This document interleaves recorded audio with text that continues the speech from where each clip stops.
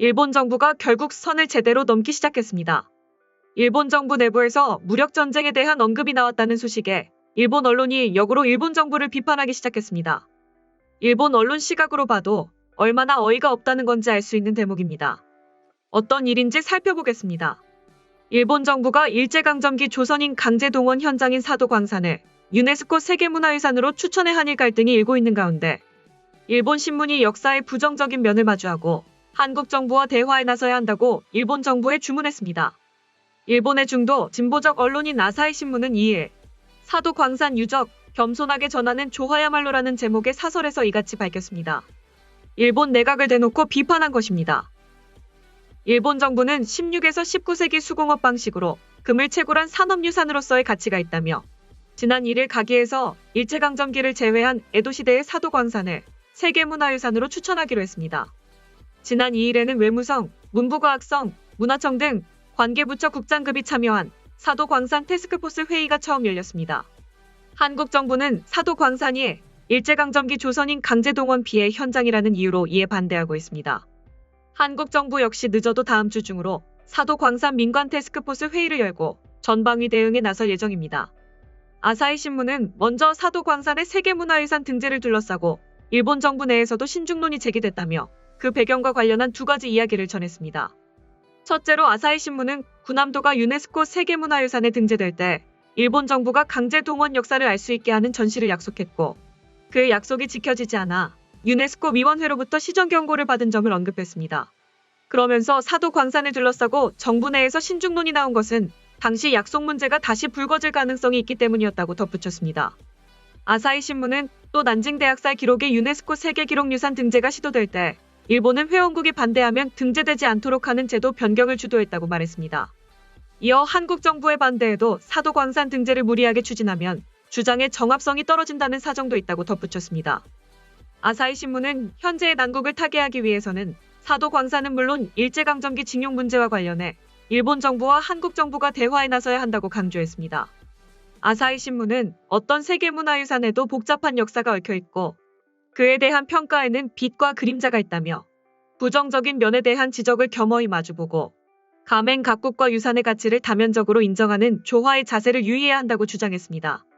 이어 한국과의 대화를 서둘러야 한다며 세계유산뿐 아니라 징용공 문제 등 과제가 산적해 있지만 기시다 정권과 한국 정부의 본격 협의는 정체된 상태라고 지적했습니다. 그러면서 양국 마찰의 여파는 문화, 경제 등으로 번진다며 유엔기구에서의 논쟁에 분주하기보다 외교를 되살리는 것이 먼저라고 강조했습니다. 전문가들은 일본 정부는 독도에 이어서 사도광산도 태스크포스 팀을 구성했고 그들은 여전히 무력 전쟁도 불사르겠다는 입장이다라며 일본 언론이 비판을 대놓고 했다는 것은 적당이라는 것을 알고 나설 때 나서라는 일침 중 하나다. 요즘 일본의 외교력을 보면 한숨만 나온다고 전했습니다. 다음은 해당 소식을 접한 일본 네티즌들의 반응입니다. 위기고 뭐고 정정당당하게 올바른 역사를 펼쳤으면 좋겠다. 자료도 문헌도 많은 게 일본에 있다. 자료 문헌도 꽤 있을 것이라고 생각한다. 아베 전 총리의 말대로다. 역사전은 팩트로 싸우면 된다. 이번 기회에 온 힘을 다해서 국제법 위반이나 부당한 트집 잡기나 불법 점령, 힘에 의한 현상 변경 논리를 뒤집자. 그동안 어려운 문제는 피하고 타협해온 결과가 지금 상황입니다. 그때마다 철저하게 논의해왔으면 상황은 달라졌을 것이다. 얼마 전에 중국을 위한 인권 문제 비난 결의만 해도 철저하게 중국의 신경을 쓴 문서로 변형했다. 하지만 중국에는 일본의 마음 씀씀이가 전해지지 않았다. 중국한테 거꾸로 비난받았죠. 우리가 진행한다면 중국도 이거 다행이라며 편승 비판할 겁니다. 강제노동이라고 하고 있지만 세계의 모든 유적들은 고역의 제공으로 건설된 것입니다. 난센스 협상은 유네스코의 취지에 반한다. 당당하게 신청의 가치를 개진할 줄 알아야 한다. 추천하거나 철회하거나 어중간한 짓을 하니까 놈들은 우쭐해지는 거야. 할 거면 철저하게 해야 돼. 일본이 한국에서 경영하던 전시 중에 탄광은 박물관으로 되어 있습니다.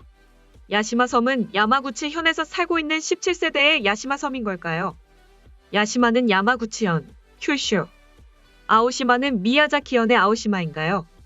중국에는 유명한 칭다오 맥주가 있어서 중국에서 사면 싸지만 헷갈리니까 미야자키현산 칭다오 맥주를 만들면 어떨까요? 정의가 이기는 것이 전부가 아니라고 알려져 있는데 정의에서 수단을 가리지 않고 승리밖에 보지 않는 것에 사람들이 괜찮게 생각할까?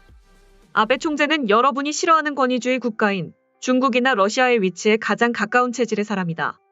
권력은 부패한다의 말대로 썩어 빠졌다. 자신의 이기적인 범죄를 감추기 위해 진심으로 삼권 분립을 파괴하려 하였다. 카나야마의 좋고 나쁨을 떠나 언제까지 이런 사람의 의견이 표출될 것인가?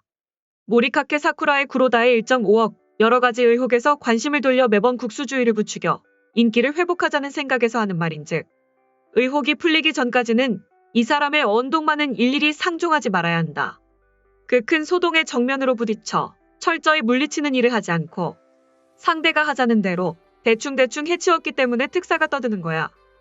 한국이 떠들 징조를 보이는 거라면 한국이 그 이상으로 트집을 잡고 있다는 것을 세계에 알리고 들썩일 소재를 없애는 것이 가장 좋은 해결책이다. 등록될 가능성이 낮다고 외무성을 중심으로 생각하고 있었기 때문입니다. 여러 가지 이유가 있는데 가장 큰 것이 한국의 반대 행동. 무슨 말을 남의 일처럼 할까요? 본문 속에도 있듯이 애매한 표현을 멋대로 해석하여 반대하다가 거짓말쟁이 취급까지 당하고 있는 책임은 어느 정도 외무성에 있을 것이다. 상대가 상대인 만큼 기가 꺾이는 기분도 모르는 것은 아니지만 그것이 문제입니다. 막무가내로 조건투쟁을 할 필요는 없고 여차하면 테이블을 차고 오라는 것은 정치의 몫입니다. 언제나 분명한 태도, 반론을 펴지 않고 상대방의 눈치를 보는 외교관의 습성이 그렇게 만들고 있을 뿐이다. 중국이나 한국 측이 사양한 적은 없다. 사소한 것까지 캐내어 트집을 잡고 있다. 그에 맞서는 공격하는 정도의 터프함을 몸에 익혀야 한다. 이시하라 씨의 손톱의 때만큼이라도 조금은 맞서줬으면 한다. 이번에 물러나면 일본이 세계적인 무대에서 각광받을 수 있을 때에 반드시 이차몽을 붙일 수 있을 것이다라고 생각할 것이다. 외무성은 한국이나 중국과 겨루기 귀찮아서 하기 싫다고. 할 만큼 소용없으니 쓸데없는 일은 하기 싫다고. 왜 따로 등록 못해도 되잖아. 한국, 중국 때문에 그렇게 되면 일본 국민의 한국과 중국에 대한 편들기와 이해가 더 진전될 것이다. 유네스코가 공과 같은 조직이라고 한다면 그것도 일본 국민이 이해할 수 있는 좋은 기회가 될 것이다. 앞으로 한국이나 중국의 억지와 씨름할 때 혹은 유네스코에 쓸데없는 돈 내기를 그만두고 싶을 때 국민의 이해를 얻는 데 큰 도움이 될 것이다. 일본은 이제 미국만 그런 방향으로 간다면 나라 간의 관계로는 한국을 잘라도 된다. 적어도 만나면 인사하는 이웃 사이로 좋다. 외환법 등을 지켜 위험을 스스로 취한다면 민간기업 관계는 법과 계약에 따라 계속하면 된다.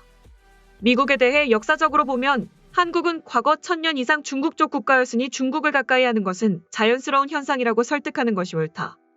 간 사람은 알겠지만 갱내 전신은 모두 에도시대의 인물이 나온 채 강제 노역 따위로 트집을 잡지 마라. 지금까지 사도 광산 관련 언론의 비판 소식을 접한 일본 네티즌들의 반응이었습니다. 내용 유익하셨다면 구독과 좋아요, 알림 설정 꼭 부탁드립니다. 여러분의 작은 행동 하나가 대한민국의 국격을 높입니다. 이 세상 모든 소식을 담은 올인박스는 내일도 최선을 다하겠습니다. 감사합니다.